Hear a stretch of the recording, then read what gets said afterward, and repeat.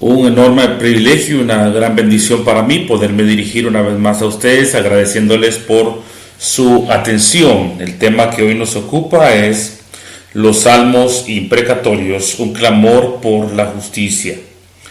Los salmos conocidos como imprecatorios son aquellos en los cuales los escritores oran contra sus enemigos. No solo desean mal a su enemigo, sino que oran a Dios para que los visite con calamidades y un juicio doloroso. Luego vamos a considerar también la enseñanza de Jesús acerca de amar a los enemigos, y entonces en la apariencia nos encontramos con una contradicción ética. Analizaremos pues profundamente estos salmos, así como algunos pasajes del Nuevo Testamento, para encontrar una explicación o una buena comprensión de estos salmos difíciles. No debemos dar forma a nuestra comprensión de Dios y a su expectativa de nosotros basados en pasajes aislados que no tienen en cuenta lo que Dios enseña en otras partes de las Escrituras. Los salmos imprecatorios entonces son reacciones puramente humanas. Son reacciones puramente humanas, reflejan el anhelo profundo, no confesado de muchos que en todos los tiempos, incluida la era cristiana, han sido severamente dañados por adversarios injustos. Y entonces es necesario que nosotros, para tener una comprensión clara, veamos algunas cosas que pueden considerarse como introductorias en esta lección. En primer lugar, los creyentes del Antiguo Testamento no conocían los principios de la moral evangélica, cuya base la encontramos en el cuádruple mandamiento de Jesús: amad a vuestros enemigos, bendecid a los que os maldicen, haced bien a los que os aborrecen y orad por los que os ultrajan y os persiguen, según Mateo capítulo 5, versículo 44. Los antiguos israelitas se regían por la ley del talión, ojo por ojo y diente por diente, y aunque el odio al enemigo era de alguna manera minimizado por prescripciones legales como Levítico 19:18, se consideraba normal y legítimo, ¿verdad?, el rechazo al enemigo. En segundo lugar, aún admitiendo como posible un sentimiento de venganza por parte del salmista, no es menos posible también que las imprecaciones implicaran un deseo auténtico de glorificar a Dios. Las personas sobre las cuales se pide todas las maldiciones con todas sus calamidades eran enemigas de Dios, eran injustas y crueles. Deshonraban a Dios con su conducta abominable. La petición de los más duros castigos podría obedecer pues no a un afán de venganza personal, sino más bien un intenso deseo que el honor de Dios fuese vindicado. En tercer lugar, los salmos imprecatorios no contradicen la enseñanza de Jesús sobre el amor a los enemigos. Nosotros nos equivocamos al igualar la idea de amar con la de tener afecto y amabilidad hacia otros. La enseñanza de Jesús define el amor de un modo activo. No es tanto lo que uno siente hacia una persona lo que demuestra el amor, sino lo que hace por ella, ¿verdad?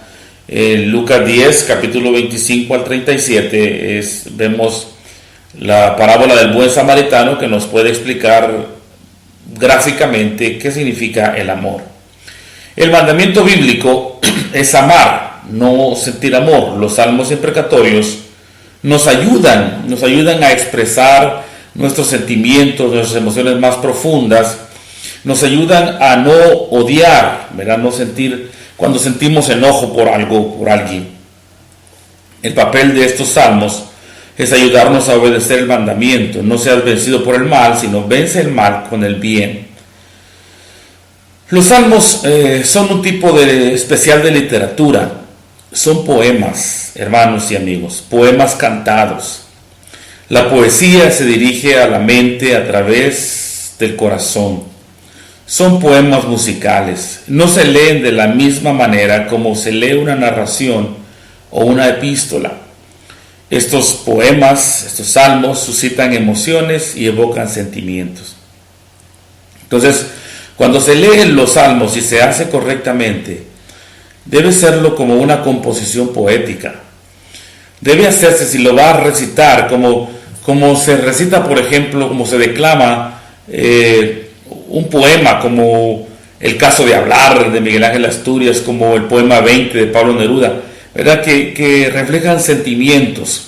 Entonces, aunque los salmos contienen reflexiones sobre doctrina, esto es muy importante que usted lo sepa. Hay reflexiones ahí o referencias doctrinales, pero no es su propósito enseñarnos doctrina. Y tampoco se puede originar una doctrina a partir de los salmos, ¿verdad? En los salmos encontramos apoyo a una doctrina, pero no originar una doctrina a partir de los salmos.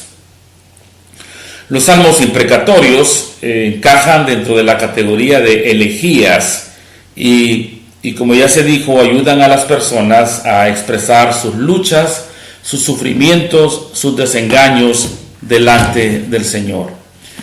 Y siendo, hermanos, nosotros honestos con nosotros mismos, hemos de reconocer que cuando nos enfrentamos a situaciones difíciles, cuando se nos ha tratado con injusticia, no siempre estamos nosotros en la predisposición de poner la otra mejilla, ¿verdad? De pedir a Dios que bendiga.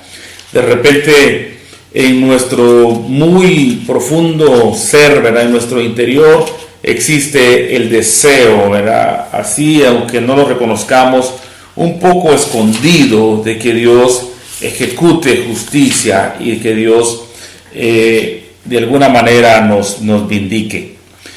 Pues esta es la realidad del ser humano. Y vamos a, en primer lugar, un salmo del cautiverio. Mire el Salmo 137, versículos 1 al 6. Dice: junto a los ríos de Babilonia, allí nos sentábamos y aún llorábamos acordándonos de Sión.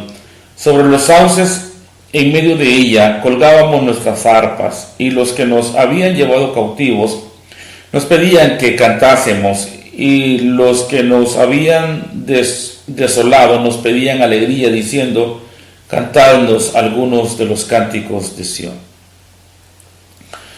Pero en el versículo número 7, siempre este Salmo 137 dice: oh Jehová, recuerda contra los hijos de Edom el día de Jerusalén, cuando decían: arrasadla, arrasadla, hasta los cimientos. Hija de Babilonia, la desolada. Bienaventurado el que diere el pago de lo que tú nos hiciste. Dichoso el que tomare y estrellase tus niños contra la peña. Esto suena muy cruel, hermanos, muy duro, ¿verdad? Realmente así suena, como algo muy duro. Pero hay que conocer nosotros el contexto, ¿verdad? De por qué este salmo. En primer lugar, es un pueblo que tiene mucho dolor, ¿verdad? Es un pueblo que ha sido desplazado. Este salmo fue escrito durante el tiempo del cautiverio de Judá en Babilonia. Y el cautiverio fue un resultado directo de sus pecados, ¿verdad? Especialmente la idolatría. Sin embargo, el pueblo recordaba las canciones alegres que cantaban en Jerusalén. Y sus captores dice que quería que cantaran sus canciones, ya sea por un interés genuino o para aumentar su tristeza. Quiero que volvamos a recordar que estamos en tiempos de la ley del talión, ojo por ojo, diente por diente. Ellos piden que sus enemigos sufran el mismo castigo que les han infligido a ellos. Nombra primero a Edom, descendientes de Esaú, ¿verdad?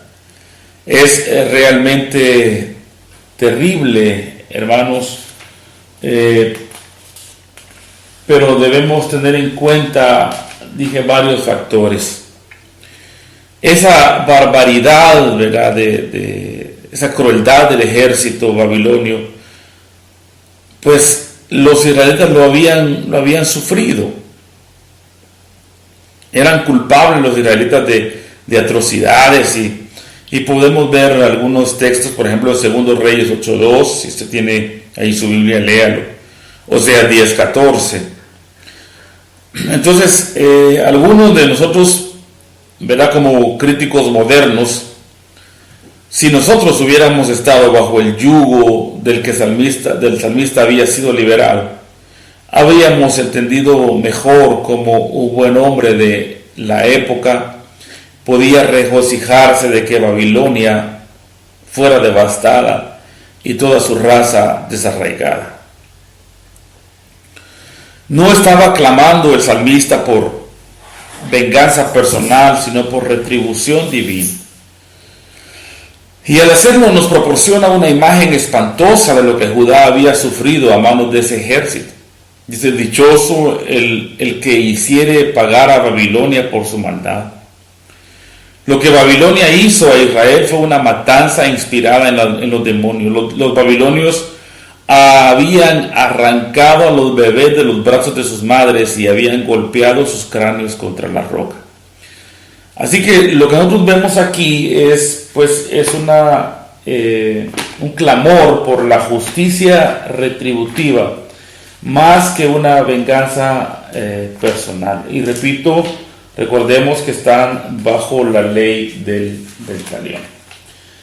En el capítulo número 32 de Deuteronomio, que por cierto es un capítulo tan precioso, hermanos, es el cántico de Moisés. Si vamos al versículo número 35,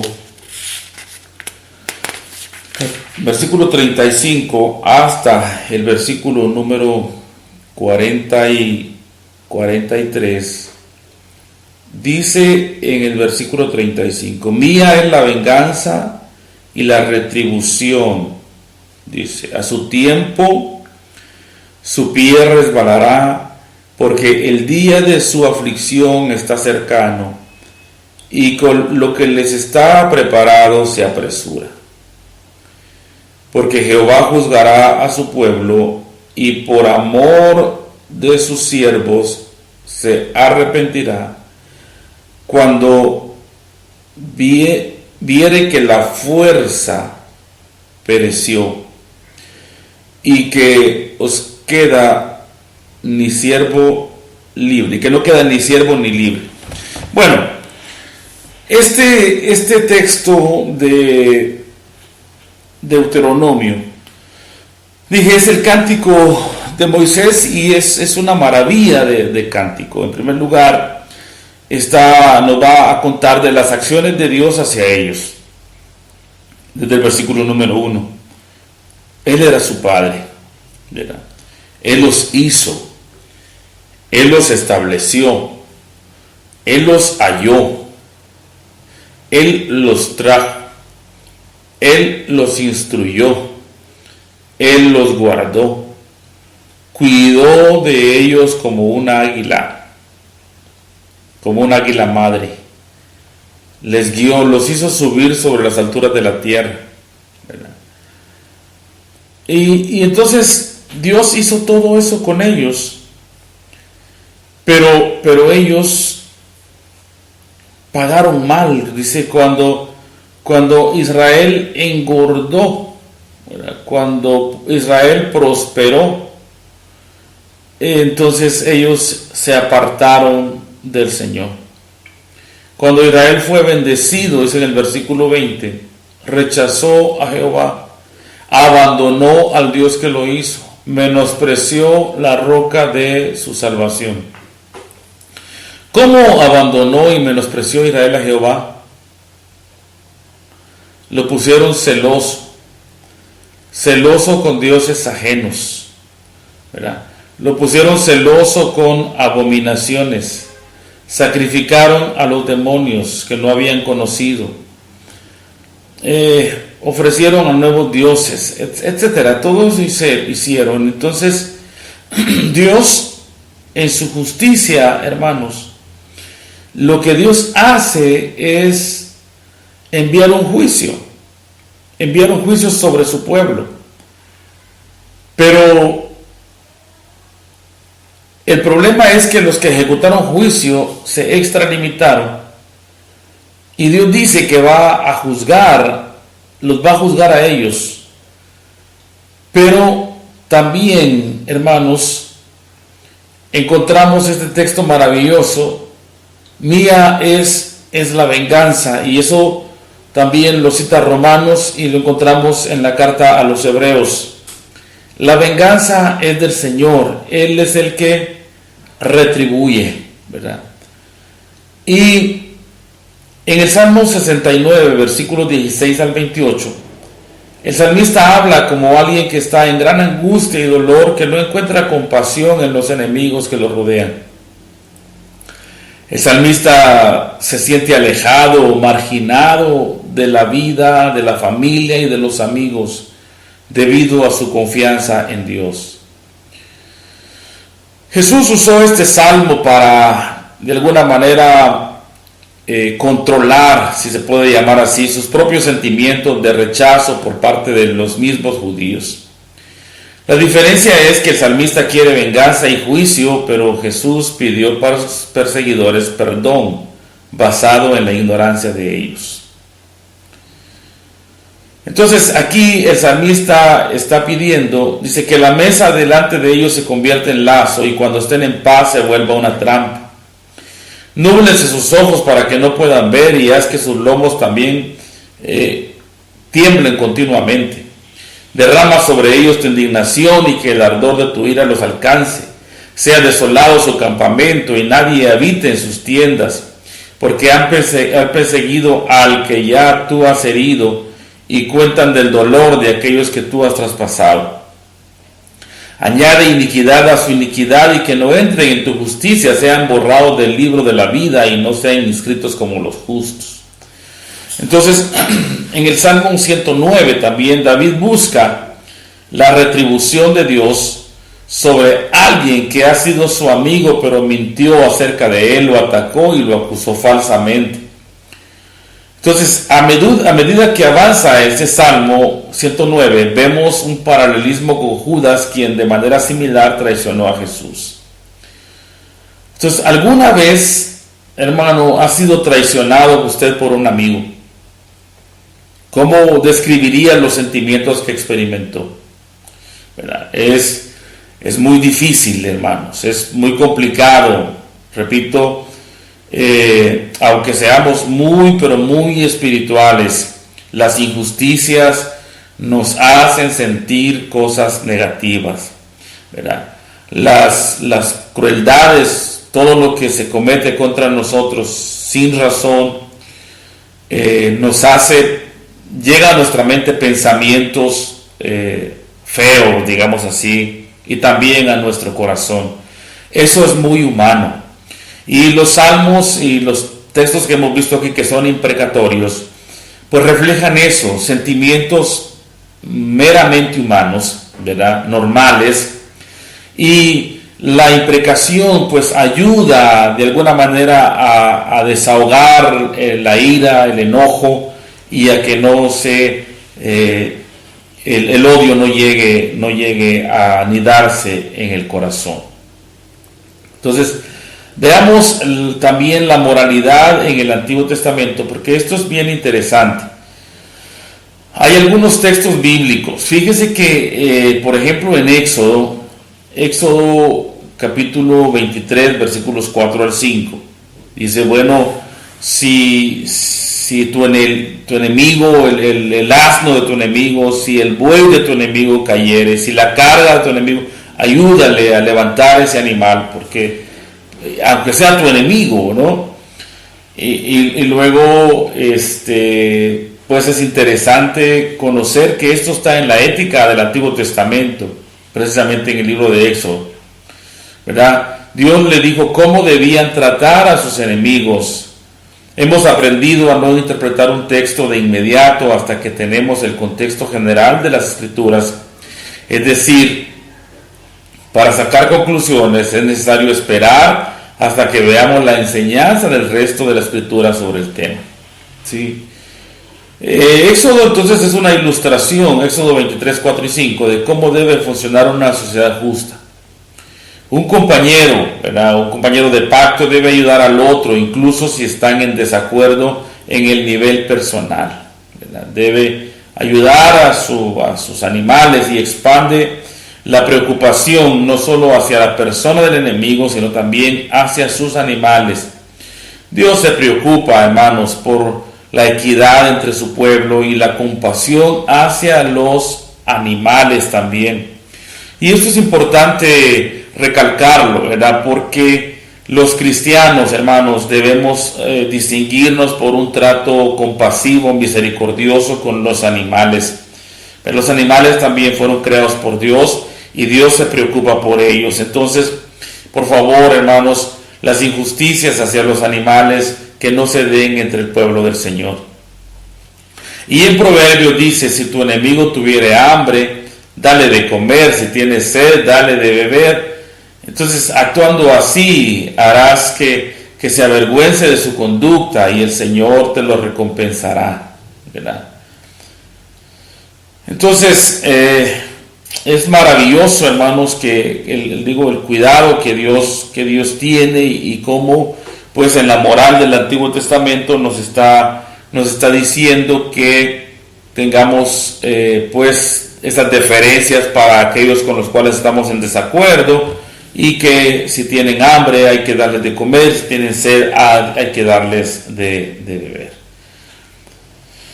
En Levítico capítulo 19, versículos 14 al 18, pues es la misma historia, que hay que amar al prójimo y también amar al enemigo. Entonces, porque la manera en que los israelitas interactuaban entre sí debía ser un reflejo de su Dios, un Dios que es fiel, un Dios que guarda el pacto, un Dios que es misericordioso, justo y compasivo, que es veraz también e imparcial. Entonces, vivir esas virtudes en sus relaciones diarias con sus coterráneos o contemporáneos, con su prójimo, era adorar a Dios, era temer a Dios. Jesús dijo que el mandamiento más importante era amar a Dios y al prójimo, y que ahí se resume toda la ley.